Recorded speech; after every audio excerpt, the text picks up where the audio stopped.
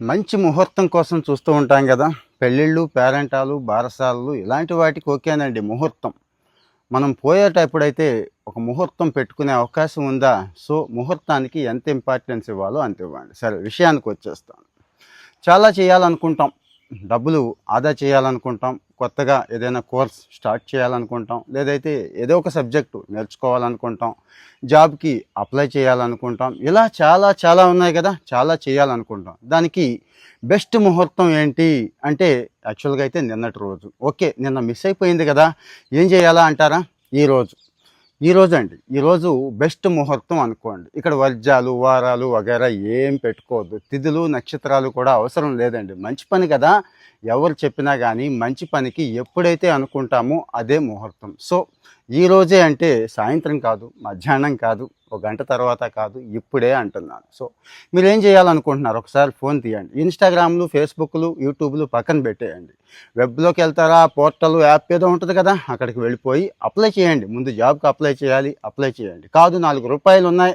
Investment policies మీకు తెలుసు. Market పడిందా, పోయిందా, పెరిగిందా అనేది పక్కన పెట్టేసి బెస్ట్ పోర్ట్‌ఫోలియో ఉన్న 4 షేర్స్‌లో 400 ఉన్నా, 4000 ఉన్నా స్టార్ట్ చేయండి. అంటే పొదుపు చేయండి అని చెప్పడం నా ఉద్దేశం. లేదంటే రిస్క్ అనుకుంటే బ్యాంకింగ్, పోస్ట్ ఆఫీస్ చాలా ఉన్నాయి కదా! అక్కడికి వెళ్ళి పొదుపు చేసేయండి. అలాగే జాబ్స్. ఏ జాబ్స్‌కి అప్లై చేయాలనుకున్నారు? గుర్తుందా మీకు? అసలు మీ డొమైన్ మర్చిపోయారా? గుర్తుందా? సో, అక్కడికి వెళ్ళండి. పోర్టల్స్‌లోకి వెళ్ళండి. ఒకటి కాదు, రోజుకి 10 అప్లై చేయండి. ఏం కాదు. అలాగే నేర్చుకోవాలనుకుంటున్నారు. అసలు మీ ఎక్కడ ఆగారు? ఎక్కడ ఆగిపోయారు? ఎందుకు జాబ్ రావట్లేదు? ఈ మధ్య కాలంలో వచ్చిన వాళ్ళు ఏమేమి నేర్చుకున్నారు? నేను కూడా చాలా చెప్తున్నాను కదా! కంప్యూటర్ సైన్స్ దగ్గర నుంచి మిగిలిన ఇంజినీరింగ్ స్ట్రీమ్స్ దగ్గర నుంచి మేనేజ్మెంట్ వాళ్ళకు కూడా.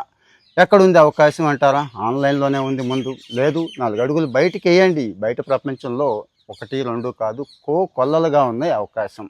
ఇక్కడ మనల్ని అక్కడ గెలిచిన వాడికి, మనకి మధ్య ఒక చాలా పెద్ద అడ్డుగోడ ఉంది. పడగొట్టడం అయితే చాలా చిన్నదేనండి. చొరవ. చొరవ. వాడు జస్ట్ చొరవ తీసుకున్నాడు. మైండ్‌ని బెండ్ చేసి దాన్ని ఒకటి ఇచ్చి, తగిలించి, పంపించి బయటికి కదిలాడు. మనం కదలలేకపోతున్నాం, స్టార్ట్ చేయలేకపోతున్నాం. అంతకు మించి ఏమీ లేదండి.